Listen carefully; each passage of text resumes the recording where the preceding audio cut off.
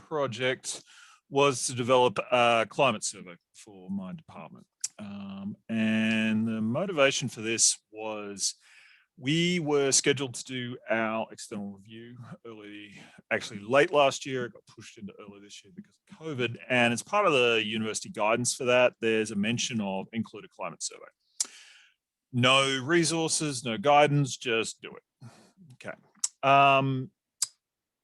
Between COVID and the social events of the last year, there was also a need for a greater emphasis on our diversity, equity, and inclusion programs in the department, and we needed them to be both visible and effective. And yet we had no means of prioritization.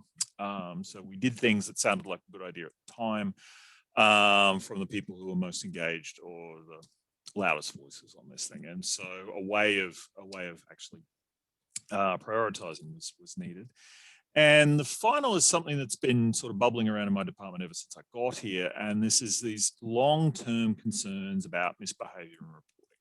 So people will say, we have issues with race or with gender or with these things. And then we say, well, okay, who, where are the reports? And then there's silence, and then there's discussion about power disparities and things like that mean that we end up just talking past each other.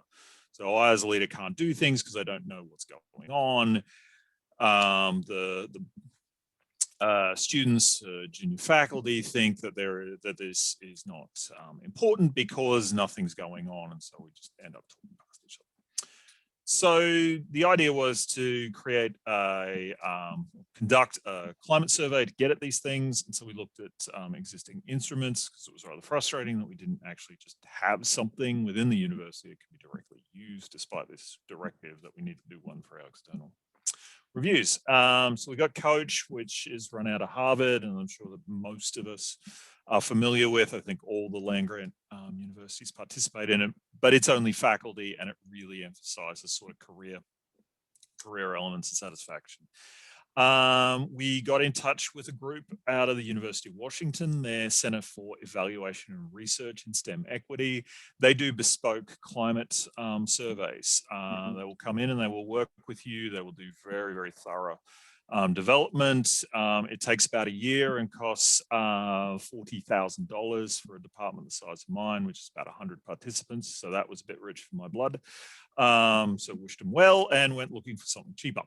We had a couple of models within my college. So the Department of Horticulture and Landscape Architecture had run a very detailed sort of demographic survey a couple of years ago that we looked at that was frankly far too fine-grained to get actual information out of, because most of your responses would end up being almost unique individuals, so you couldn't get privacy on it.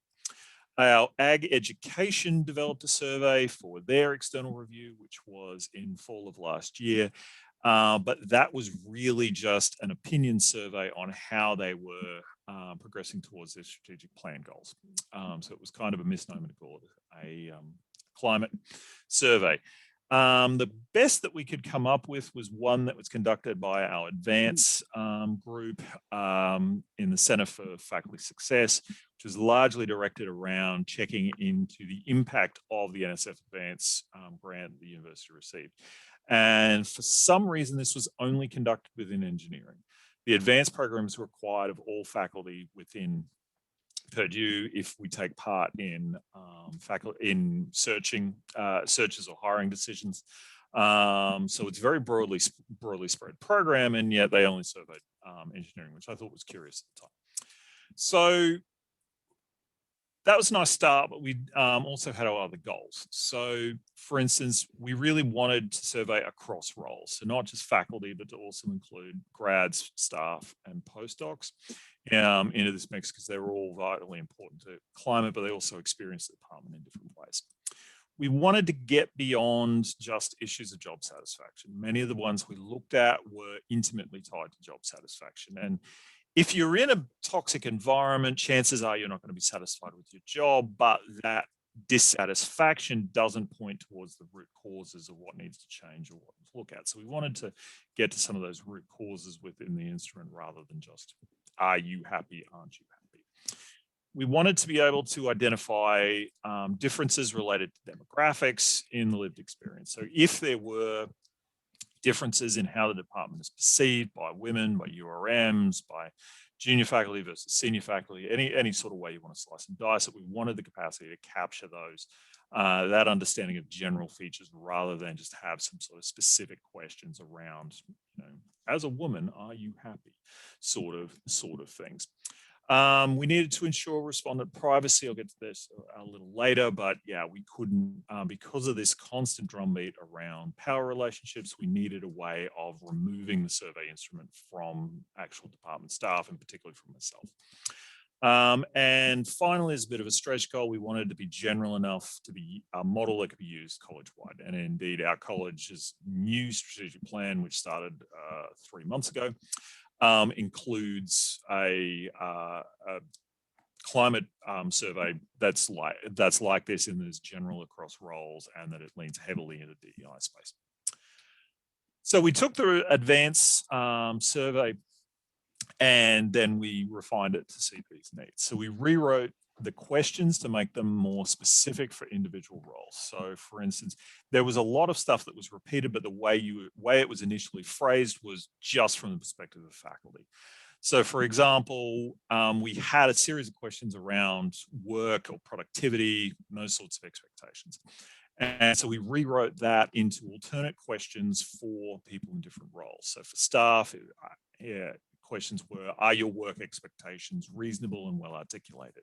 For students or postdocs, it is, are your research expectations fair and well articulated?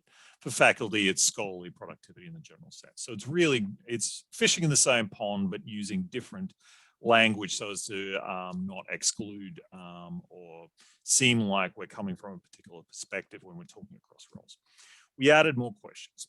So the initial one was, frankly, a bit weak on DEI issues, or really just beginning to develop DEI issues, probably a fairer way of putting it.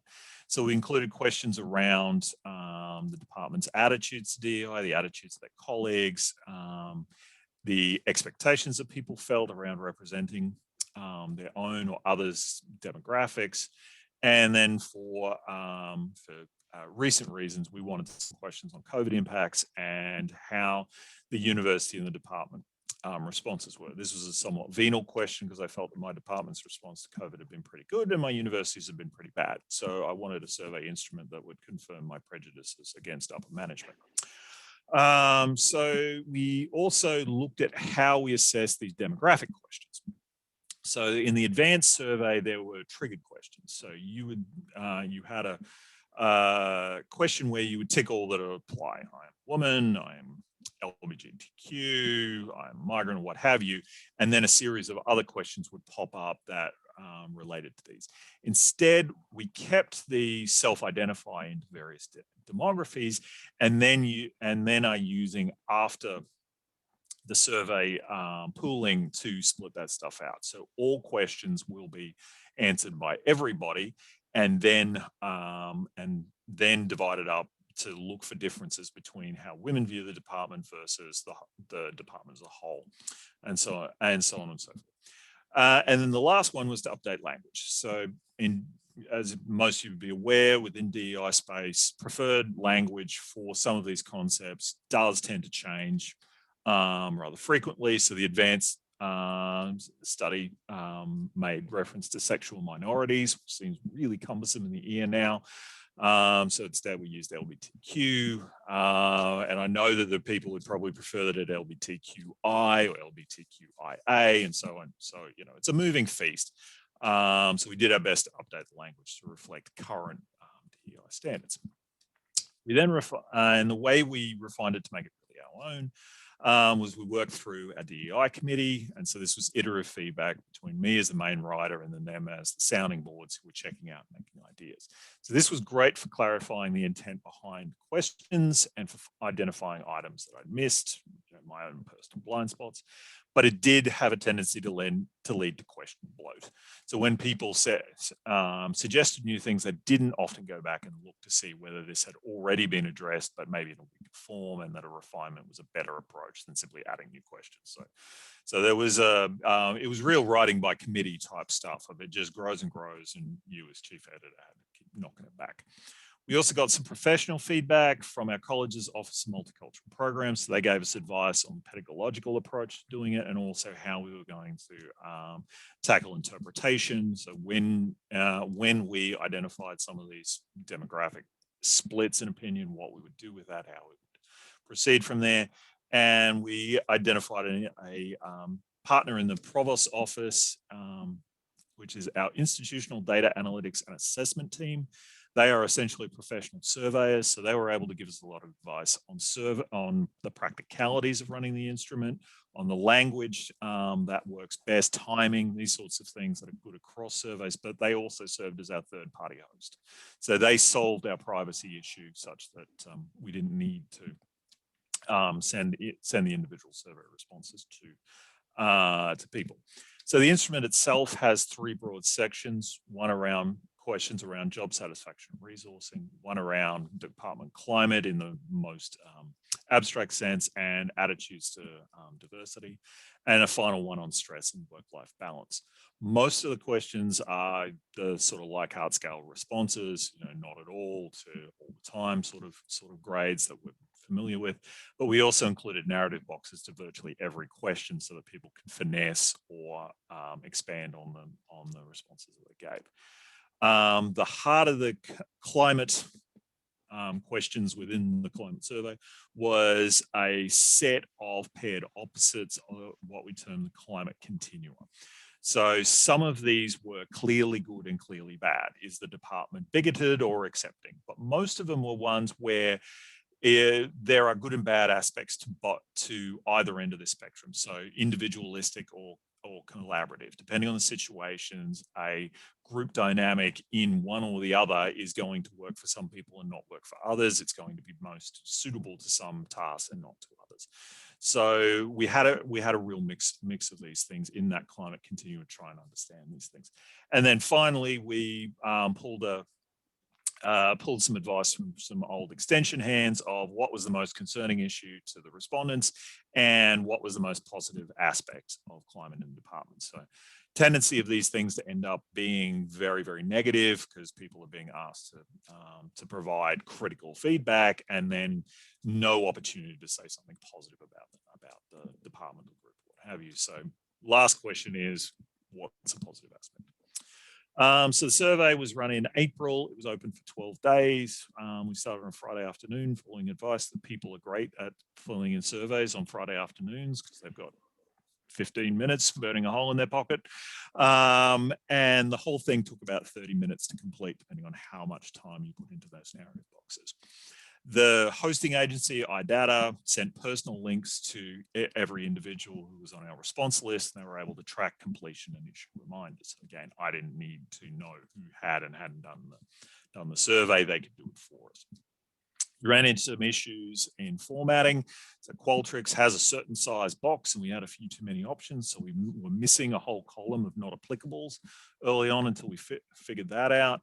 And then we had an ongoing issues with communication around privacy. So even though every communication, both the emails, the survey instrument itself, every meeting that I ran said, we're having a third party, nobody's going to see individuals. We sent out one communication that didn't include that rider, and who's going to see this? What are you going to use it for? So I'll get to the paranoia question a bit, but yeah, it's just, you just got to hammer that privacy thing every single time, or someone will lose their nut over it. And I'm waiting on the results. So lessons learned. It's not a standard issue, so you got to keep looking for models and ideas. There's a lot of little bits and pieces out there. Curiously, despite it being a provost mandate, there was not an instrument off the shelf we could just use. We needed to get a lot of extensive feedback. There's a lot to miss, a lot of phrasing to not get, a lot of language issues to be fixed up. As it begins to develop, the perfect rapidly became the enemy of the good. particularly where you've got a diversity of people's experience of DEI space and language and approaches. There are people within the group who put this together for whom this is their 9-to-5 job. It is all they do. They've got master's degrees in it. And so they can take very perfectionist views of things. There are others who know enough to be scared of themselves. And then there are people who know nothing at all. And so it is easy to grind to a halt in terms of this instrument needs to be perfect. We need to not scare the horses, and you'll never get it done. So there's value in simply running these surveys, in sending the message that you care. So an imperfect instrument that says we care is better than a perfect one that you never actually release.